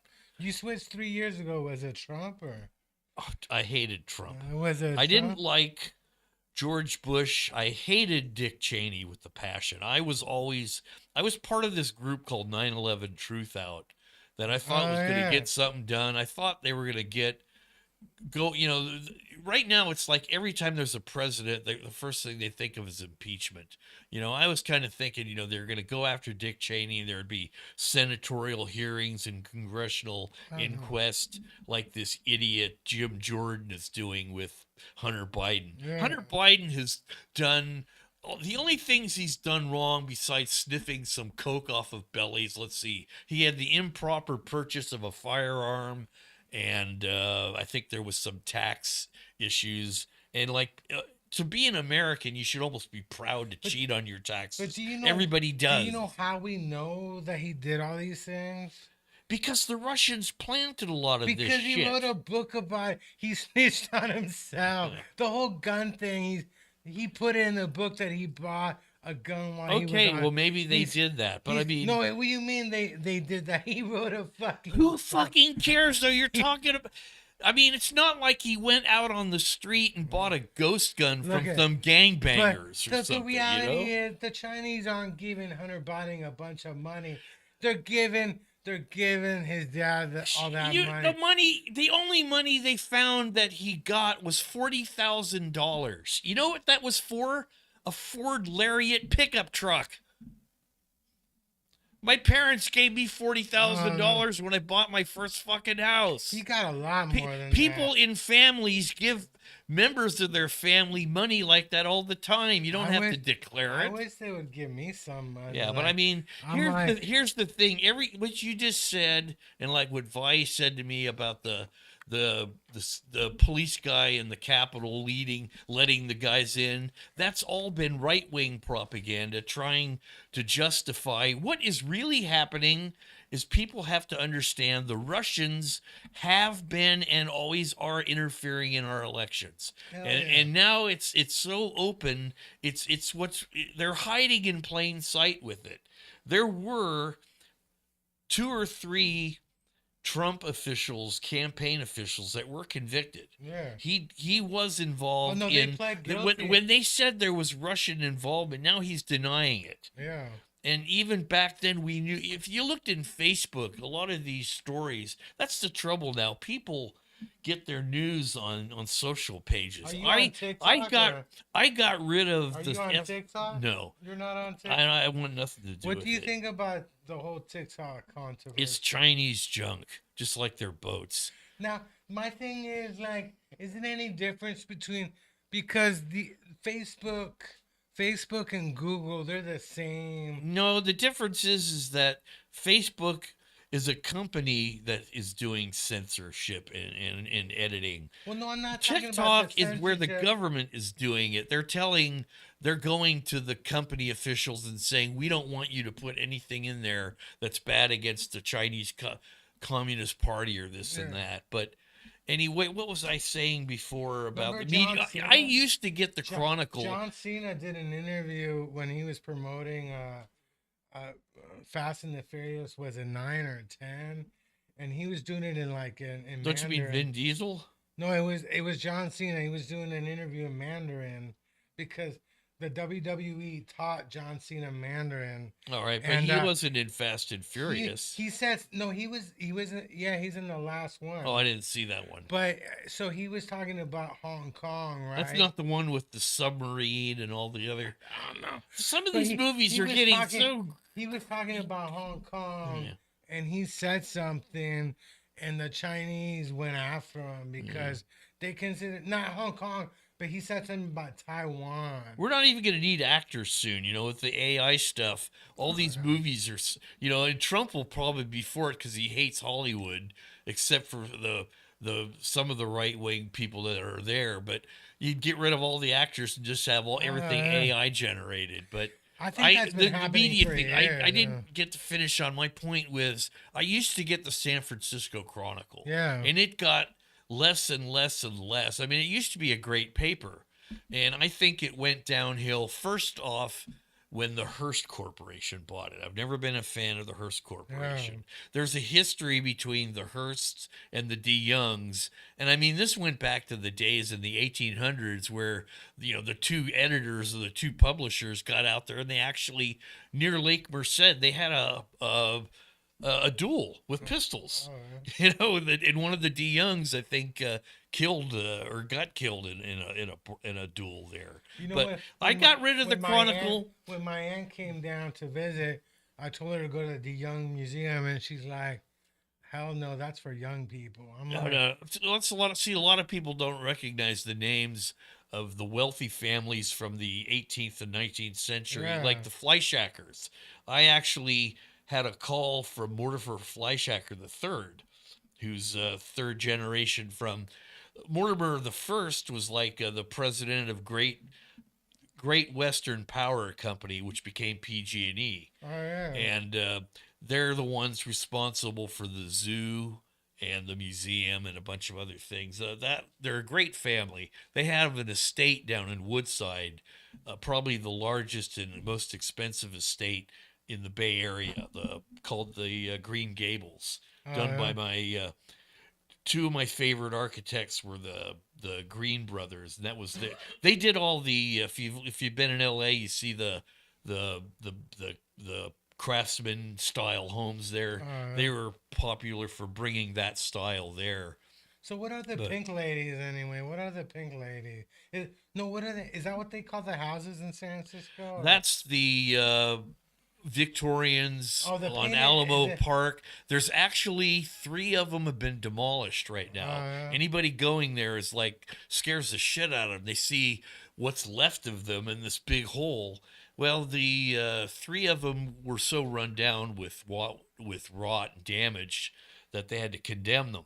Oh yeah. But the historical society makes sure that exactly the same buildings get put back there. So What? it's going to be modern materials done with modern codes, that the facades, everything will look the same, won't be the same craftspeople. This is what, when I was doing 10 years away from everything, I was doing independent research on craftsman style architecture. And the one thing I always found was you could get the names of the person who was the architect and who the person was that owned the house. The people that never get remembered in history are the people who do the work, Yeah. the people who do the carpentry, the fantastic carving, the artist. The only building in San Francisco that I was able to find accreditation to builders was the Swedenborg Church over on Lyon. And Well, there was architects and artists' names were attributed to like the stained glass window. Bernard Maybeck, who did the Palace of Fine Arts, oh yeah. did the chairs in that church. You go into this church, and instead of machined rafters, you see raw branches from madrone trees that were hauled out of Santa Cruz, and it's just it is a. I'm not a religious person anymore, but if I wanted to get married in a religious setting, I would choose that church because it's just so god awful great with the art in there and the feeling you get. When I was in high school, they bought out a lot of houses to build Highway 85. A lot of people I went to high school with there. The Yeah, my government- house was. I remembered the right of way for that freeway, and I Yeah. deliberately when realtors were taking me around different parts. There was one part of Cupertino, I can't remember the neighborhood. They're all like one car garages, look like shanties. Oh, I yeah. heard they were there's houses like that throughout the Bay Area called victory villages. Mm-hmm. They're remnants of World War II. They were meant to house workers for Moffett Field, Hunters Point, early early industries that would make up Silicon Valley. Silicon Valley actually, or if you want to call it electronics, Mm-hmm. the birthplace of electronics on the peninsula is actually San Bruno. Oh, yeah. iMac tubes, which later became Varian, which moved into Belmont, and that was really what started Silicon Valley, was this whole electronics movement from like the early teens. The first radio sets and things all came out of this area. So the history, I mean, Hewlett Packard gets credit for being like the grandfathers of Silicon Oh, Valley. yeah. Their garage is like preserved as it's like a monument to it, but the history actually goes beyond and before that. I was in the Wall Street Journal, actually. Is that paper still out? Yeah, it's still Is there. it like a church bulletin now, or what is? I mean, how Well, much? How many? How no, much does it cost? let me tell you this story. So, I'm a friend of mine. He used to work at Apple, right? And we went to pick him up the day that Steve Jobs died. But Oh, I didn't even know he was dying, right? So we got there, and there's all these people taking pictures, and they got the three flags at half staff. And this guy, he's working for the Wall Street Journal. He's writing a story, and he like interviewed me. He's like, I told him, yeah, I grew up using Apple computers in my school because I grew up right next to Cupertino, and my school, the whole school district mm, had Apple computers. So yeah, I and they put me in the Wall Street Journal, and my family, my mom's a banker. My brother's a CPA, a bunch of business huh. people in my family. I'm the only one who's been in the Wall Street Journal. The only experience I had with Apple was at Cal Poly, and I Uh, hated them because I was always in the PC environment. When I was in Silicon Valley, all the industrial machines used the same CPUs that IBM machines were using, so you're running the same source code. And that was my entire familiarity. My first computer was a PC. It was like a 90 megahertz Pentium.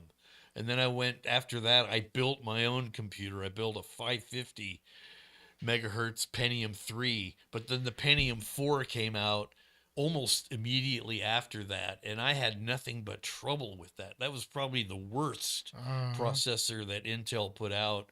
But I don't know. I learned about companies in those days, and like when I was doing caregiving for my parents, I was watching stocks, and I noticed that AMD was in the toilet. It was like $1.88 a share that in was a car 2015. company, or No, no? AMD Advanced Micro Devices. So Oh, when I'm caring for my mom, I'm sitting here, I'm looking at the Chronicle, the top 10 and top worst stocks, yeah. and I'm seeing companies like Enphase and AMD, and they're all like dollar, $2.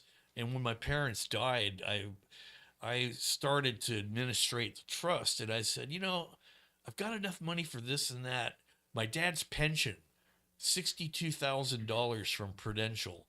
I go, I'm going to gamble with this. He always taught me don't put all your eggs in one basket. But I said, I'm going to put all of this on AMD. At $1.88, I figured that's about 32,000 shares. So that was going to be my big roll of the dice. Well, I managed to get all the funds due me, demanded to this bank and this savings account for this CD and this and that. I had to go spend $12,000 at our family's attorney who set our trust up. And it turns out my parents didn't follow their advice. He thought that the attorneys went to the banks and put all these things to the trust. No, attorneys can't do that. They give you a list of things. They tell you this is in your trust. This is in your trust. You have to go to those banks and sign forms with them to, you know, legally put it in there, so they're all on the same page. Well, they didn't do that. Well, Well, anyway, you should know because you're a trouble one, baby. I kept dealing with this idiot at the Prudential, and they said, we need an identification number for your mom's estate because she passed away second. And I go, well, we have a tax ID number for the Wheeler Family Trust. And they say, no, we need a tax ID number for the estate. I go, no, you don't. And I've been batting this back and forth with them for like going on 8-9 years now. Well, anyway, They owe you 2 money weeks. still, Well, 2 don't they? weeks ago, I looked at AMD and it was at $220 a share. Oh, damn. I am going to my attorneys on this one, and I'm suing them because first, when they hit like 157 a couple of years ago, I thought these bastards have cost me $5.7 million. They've cost me $6.8 million. I am suing because that's an actual damage. And I went to the IRS 2 years ago. I filed an SS4 form for a estate in my mother's name, and I got a letter back from them. You have a tax ID number for your trust. You continue to use that. That's all we need. And I go, thank you. You've disproved my case.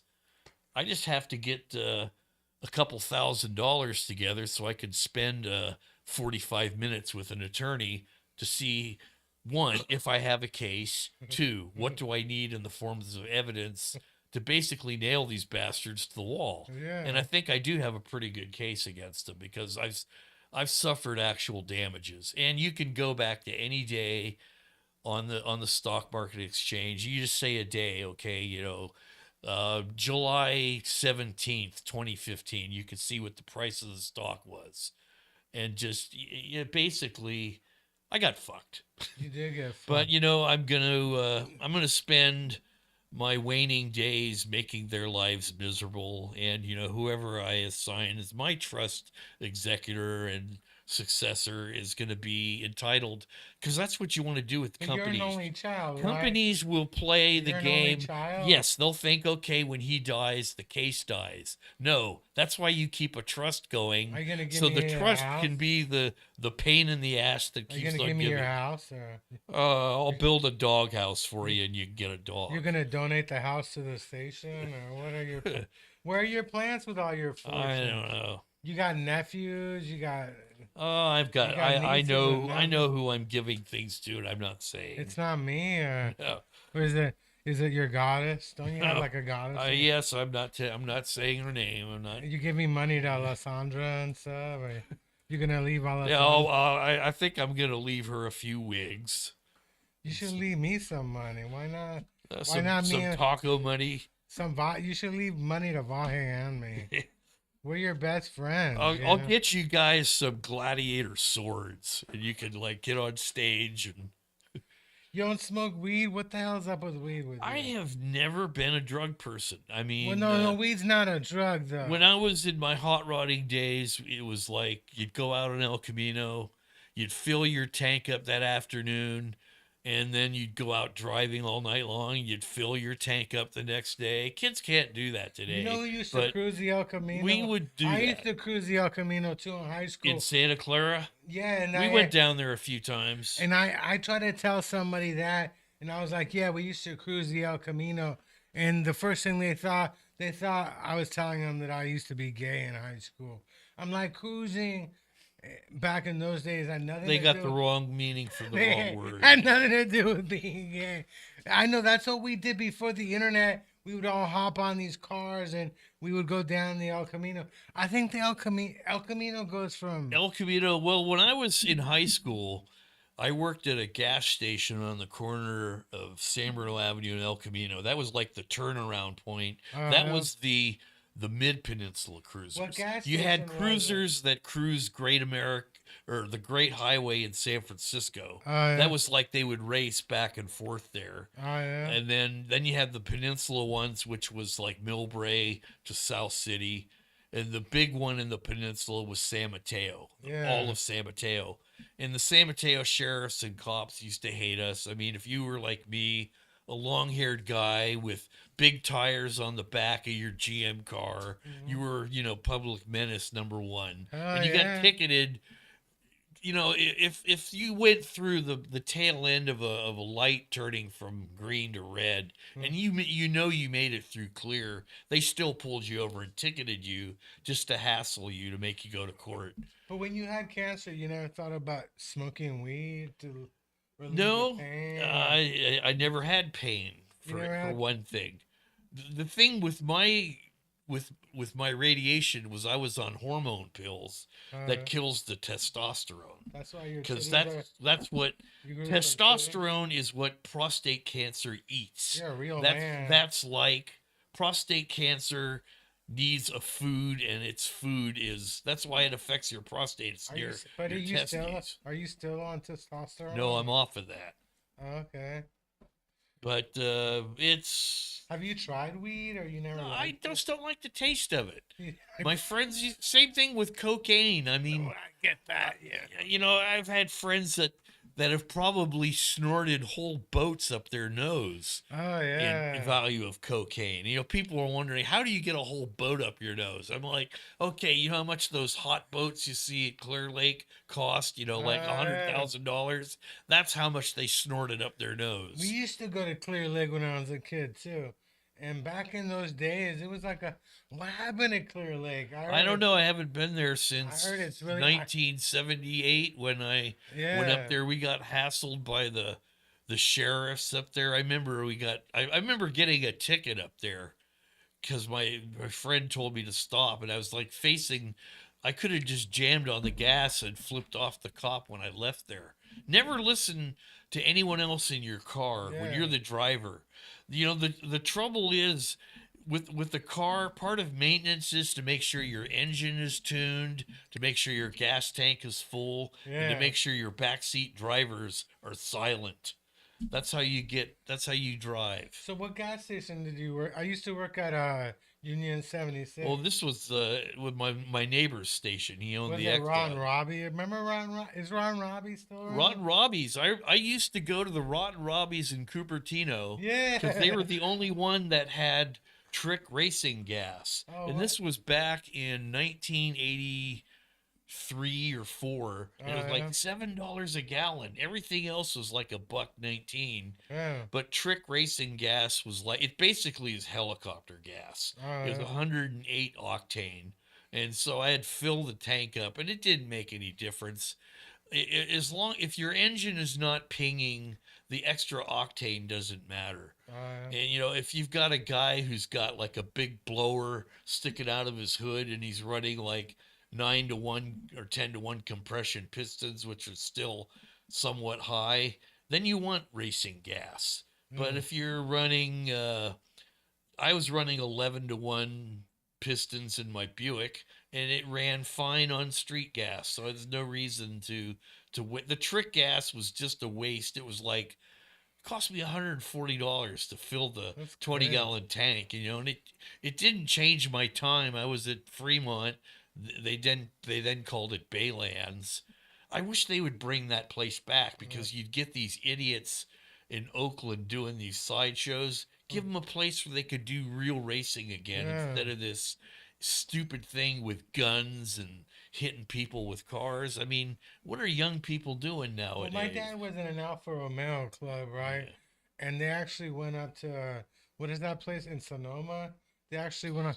Sears Point. Yeah, they went to Sears Point. Yeah, I ran my Pontiac there And once, you ran the. just to see how it would do. And I have a '85 Trans Am. It's WS6 Now, what are you suspension. gonna do with the Trans Am? Are you gonna fix it up? I'm gonna restore it, because you know what? That car was like, with the what people bought brand new in the '80s. Mm-hmm. That's what the kids who went to high school in the '90s had. Yeah. And this was the first year that the horsepower started to get up there again. Yeah. It was like 220. Now they've got Hellcats with 707 horse, Oh, or hell the yeah. the demon, the big one, 800 something. I mean, those cars usually don't go 20 miles before the guy has T-boned it into a pole. And you see them in wrecking yards. Oh yeah. The cars go to the insurance auctions, and these wrecking yard companies, pay $50,000 for an $80,000 Dodge that's been wrecked, and they're going to get 30 or 40,000 for the engine, and Yeah. whatever else they get I for it. was But reading a that's so story that stupid. somebody at Venice Beach actually ran the car into the ocean. Like they were being chased by the Yeah. police. I And they, built my car. My dad gave it to me basically. I gave him $100 for it, and it's you one time you were asking me what was that trophy behind me on the show. That's one of the three Sacramento Autorama trophies I got. uh, I had one trophy from the Cow Palace. A friend of mine was at the Cow Palace show. He comes walking up to me with a bigger trophy in mine, uh, and the girl that I was with both knew him, and we're going, Rich, where the hell did you get that trophy? You don't even have a car in the show. And he goes, oh, this guy wins the trophy. He goes, I got 8 of these things. What do I need another one for? And Rich goes, I'll take it. So I go, trade me, man. I got a second place trophy. You got a first place one. You don't have a fucking car in the show. What do you know? you ever go to like Reno for the hot August nights? Or? Never did that. That was fun. That's a big cruise night thing. They still do cruises. There's a cruise night in San Mateo like in August. I mean, But I don't have anything. I went 1 year. I couldn't believe how many cars were out. Every casino had like a car show. You would see these classic cars just going on the streets. I wish I had a collection of cars, man. When I got out of high But school. you got 4 cars, don't Well, you? I got out of high school and I was on a bowling league with this friend of mine. He worked at Radio Shack, and his boss, his sister, moved over here from Hawaii. And when I went to Hawaii in like 72 on vacation with my parents, I had seen these little tiny sports cars. They were a Toyota. It's called the Toyota 2000 GT. Yeah. And I was familiar with the car because my uncle, who was a Dominican order brother, had bought a bunch of models to bring to the natives in New Guinea. And he bought this I thought you were Toyota gonna- thing was like it had little motors and batteries in it. It was like an electric car. It was too big for his luggage. So he left it with me. And I go, this is kind of neat. It looked a little like a 240Z. It actually preceded the 240Z. There's a James Bond movie, You Only Live Twice, done in the 60s. It was filmed in Japan, and one of those cars is in there. And the car is so small that Sean Connery couldn't sit in it because he was 6'4". So they had to convert it into a convertible. So they cut the top off it, made a rag top out of it. The first one of those ever built in '66 was bought by Carroll Shelby. He campaigned it on SCCA Racing. It's the only Japanese car, the first one that ever grabbed over $1 million at an auction. And in '78, this girl who who worked at the Radio Shack with a friend of mine had one, and I'd seen like 30 or 40 of them there. I never had seen one in the States because the Department of Transportation rules, it couldn't pass safety codes. Yeah. But for some reason, Japan could still export them into Hawaii. Now, they only made 56 left-hand drive ones of these cars out of the 660 that they made over 3 years. It had a Yamaha modified Toyota 6-cylinder engine, looked a lot like a Jaguar, those ones with the long hoods, had kind of an Italian look. In fact, this was what Japan wanted to do is, nobody had a good impression of Japanese cars in the 60s. They were shit. The first ones that were brought over here they were so bad when they were brought into the harbor in San Diego. Half of them wouldn't start, and the shipping guys were like throwing them over into the water. It's just like, this is junk. And it wasn't until the late '70s that the Japanese cars got to be better. But this car is the one that laid the groundwork for it. And Nissan, it was actually a designer from Datsun that was involved in it. Now, Datsun turned down the design and Toyota picked up on it.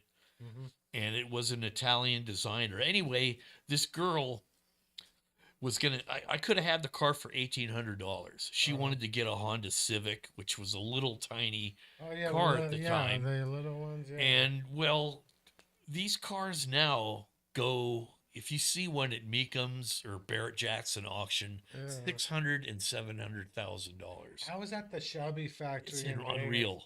I could have had one for $1,800. I went to the Shelby factory in Vegas a couple of years ago.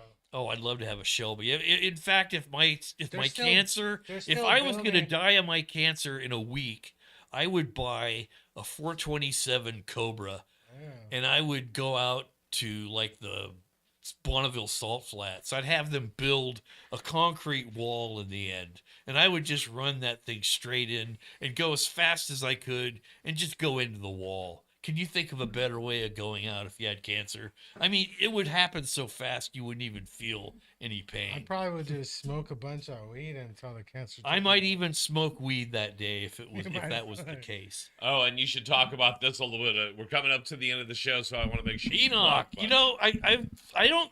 This might be the only case of a name. If you mirror it upside down, it still says Enoch. Think about that.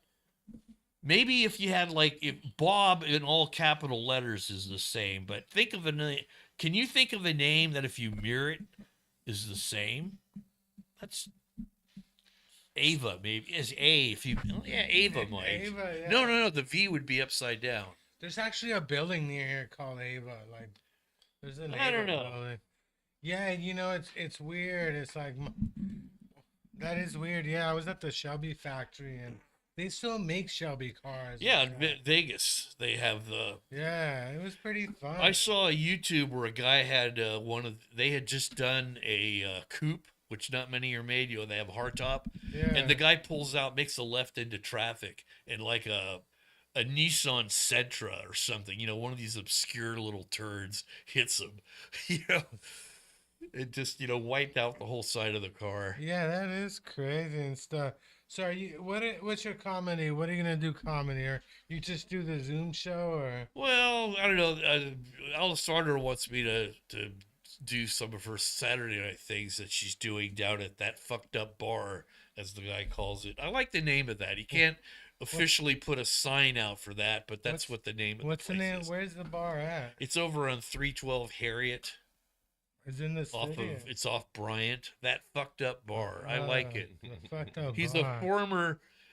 He's in that one occupation that everybody hates is the meter person.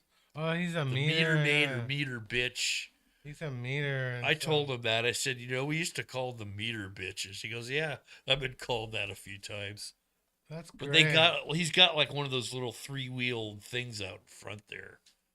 But yeah, nobody, that's got to be the one occupation, that and the dentist. Nobody likes going to the dentist and nobody likes getting a ticket on their car. I used to tell people that I was a repo. I was a repo guy. Repo guy, that's another one I used that's to tell not good. as a joke. I'd be like, "Yeah, they would fly me in." to Skip Houston." tracer is probably another job that that's how I found out that I had a kid. Was a friend of mine was a skip tracer. She owed me a favor, and I had her look up birth records. Oh, yeah. So I think the one job I would hate to have are the dentists that do the crowns. I'd hate to be a manager of a store like Sears. I've had 2 crowns done, and they bring in a specialist. Have you? They bring. Well, I have to have. Here's the thing. I have to have surgery to have these 2 teeth out.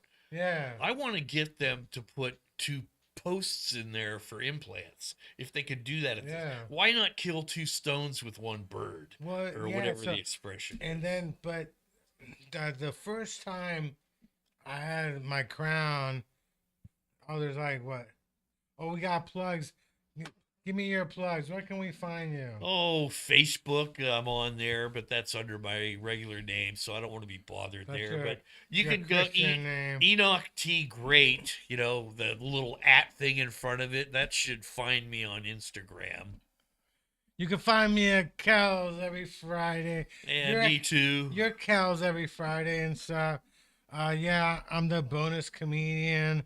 May 8th, I'm doing Funny Fest. Danny Detchy. I know Funny him. Fest. You should sign up for Funny Fest on May 8th. Yeah, well, I'll be there.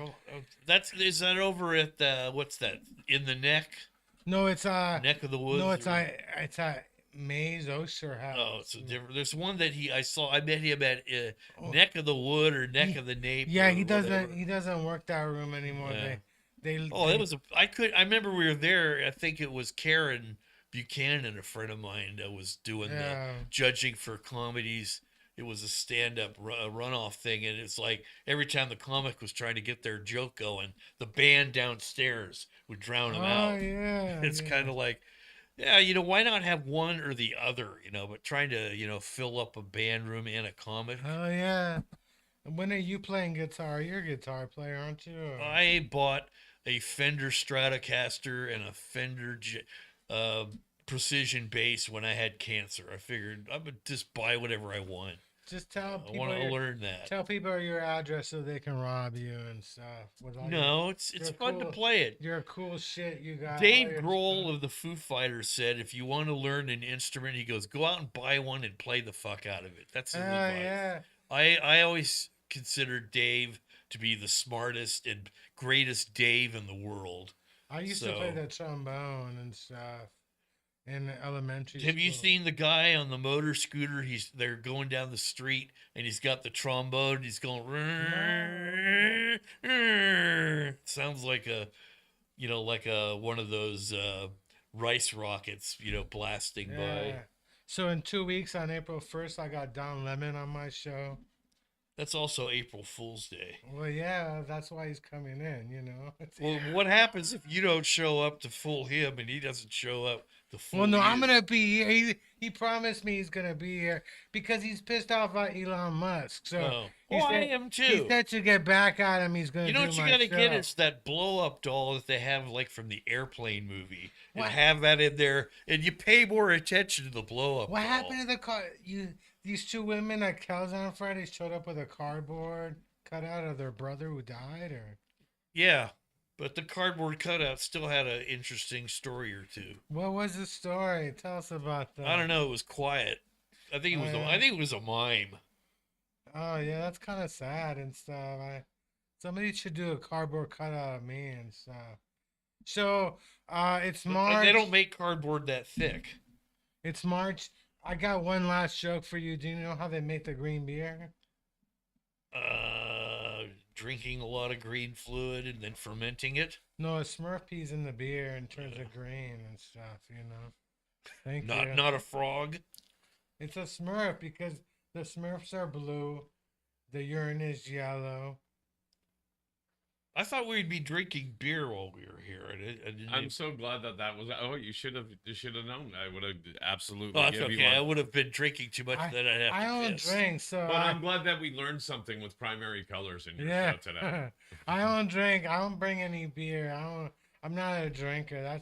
I'm a big time pothead. So We always have beer for I was people gonna- that are 21 and older for I sure. was gonna buy. Well, I beer, noticed there was but- somebody you were drinking Stellar Twats a couple weeks ago here. Now, the reason I didn't want to indulge myself in a beer is that, like I say, the trouble with having prostate cancer is I have to have a diaper thing now.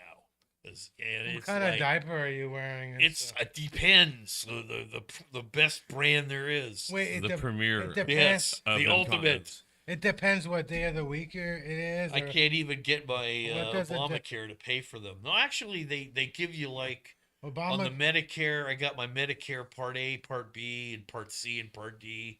They give you like $68 per 3-month period. So On I go, OTC stuff. but you can only go to like 4 or 5 certain drugstores, and Costco is not on there. I wish it was because that's where I usually buy the pens from. Do you ever get lazy? Walgreens has them, so I buy them there. They're a smaller pack, but you don't get the discount bulking thing Costco Do you has. ever get lazy instead of peeing? You're like, I'm just gonna pee. You can I'm pee. gonna You pee. know, I I'm have gonna what's pee called right now. stress incontinence, which is, I can walk around, and if I'm walking like at the beach and I'm naked, I'll dribble a little bit. It's not like I'm putting out a big gushing river. I mean, that's hard incontinence if you're pissing Well, like if that. you're gonna wear a diaper, you might as well. It's like if I laugh you or might if as well I just cough. walk around wearing a Coughing diaper. is the worst. If I've got a cough thing going, I can just feel it on my pants. Every time I cough, it's like squirt, squirt, or you laugh, squirt. There's a coughing disease going around. Like RSV. one of my mom's friends had a cough for like 3 weeks, and I guess it's very common that people they cough a lot for like 3 weeks straight or something. I was gonna email or text Beth a thing about that because she was making elderberry syrup, Oh and I'm yeah. wondering what is elderberry syrup for. I mean, So- I know she has a friend that does all these home what do you call homeopathy, Oh yeah. a holistic type What size diapers do medicines you that wear? you get from different herbs and things. What size diapers do you wear? I'm gonna buy you some for your birthday and stuff. I take extra large. You're a big dude. Well, I'm not. I went from 32 pants to 36. That's pretty good. That's COVID and stuff. I gained COVID weight too and stuff. Well, that was the thing. The sedentary lifestyle that I yeah. fell into with the cancer. No more naked volleyball on the weekend, which was great for keeping in shape. Naked volleyball. When I was at Cal Poly, I spent more time at the nude beach than I did in the studio. My brother went to Cal Poly. And it was great, man. When I was 40 years old, I was spiking and kicking ass at guys that were 20. Naked volleyball. What the hell is that? I graduated. I was 40 Where do they years do old naked there. volleyball? Naked volleyball. That sounds kind of fun. Do you got video of that? Or? Yeah, they do. Sure. They Just- do. You can go to the American I couldn't play because Association of Nude Recreation my and dick is buy too one of big. their nude volleyball videos. my dick is too big. They're all I would just smack- 60-year-old and older seniors that are I would wrinkled smack- and gray. It's not like you're seeing Olympic athletes out Why there. not? Enoch, make sure to shout out everything you've got going on wherever we can find whatever you're doing before we end.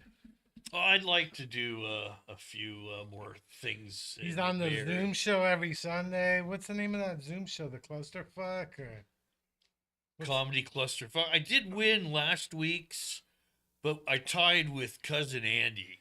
But you only win like $20. I don't know. Well, is that all? I've been giving more than my share every week to Vi on that. Well, no, I don't asked care. somebody who won one week, and he's like, "Yeah, I just got $20." Well, I tied with Cousin Andy, and I wanted to do a joke off. You know, I could have just done the Enoch joke, Enoch, and he would probably not. I'd catch it right there, and he'd go, "Who's there?" And I'd go, Enoch, and we just perpetually carry it on until he finally caught on. But you know, I guess they held a vote, and you know, I lost on the revote. I'd rather, don't you think, if you have a tie, you just split the you each thing get between 'em. $10. I mean, Cousin Andy had a bunch of dick jokes that That's I thought were getting a terrible. bit vulgar. Cousin Andy, what kind of name is Cousin Andy? He lives on a boat. Yeah, I was saying something, you know, not in bad sportsmanship. It's like, boat, you're not going to get any pussy near that boat for 2 or 3 counties, you know. Well, There's no. probably more barnacles on that boat than any, you know, any old prophylactics What kind of boat is? lying around. He's on the. They got Wi-Fi on boats, or I don't know. how you on the boat? What do they? Can you get a Wi-Fi on the boat? I finally got my Wi-Fi working again. Oh, I've been yeah? using my phone for internet uploading, and it turned out the little box that AT&T provides me, the thing called the gateway that it saw all my TV sets and it saw my phone, it saw my tablet, but it didn't see my laptop. Oh yeah. And then I made some minor change. I went to a thing on my phone, AT&T utility they gave me, and I clicked a button, ran it. I could see what the problem was. I changed this, and it worked again. Friend of mine's telling me, "Oh, it's in your laptop. You got to sit there and you got to mirror image your drive, and you got to do this, you got to do that." Well, you gotta shut the fuck up because we got a minute left. Yeah. You're actually into OT, but we won't go I there. know. But we started late, so So don't for forget. those crowds that missed out, free hot dogs. Don't forget April 1st. We got Don Lemon on my show. And From you're gonna Steve have Mann? the actual Sure. the actual balloon blow up from airplane will be there that day. Nah, We'll man. see to it. No, that guy's coming in next week. The airplane guy. His career really Kareem- blew up after that Kareem movie. Abdul-Jabbar. That's right. Kareem was in that. But Somebody's got that's to call not. this That game. wasn't Kareem. That was Somebody's got to call this that game. was in the Roger case of Murdoch. Well, You guys thank have a you. good night. This Thank is you, Roger next week. Murdoch signing off. Thank you. See you back with Don Lemon.